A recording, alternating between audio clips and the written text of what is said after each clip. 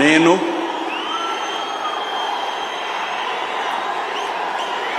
నారా చంద్రబాబు నాయుడు అనే నేను శాసనం ద్వారా నిర్మితమైన భారత రాజ్యాంగం పట్ల నిజమైన విశ్వాసం విధేయత చూపుతానని భారతదేశ సార్వభౌమాధికారాన్ని సమగ్రతను కాపాడుతానని ఆంధ్రప్రదేశ్ రాష్ట్ర ముఖ్యమంత్రిగా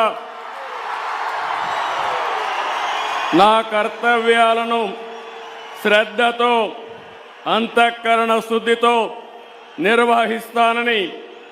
భయం గాని పక్షపాతం గాని రాగద్వేషాలు గాని లేకుండా రాజ్యాంగాన్ని శాసనాలను అనుసరించి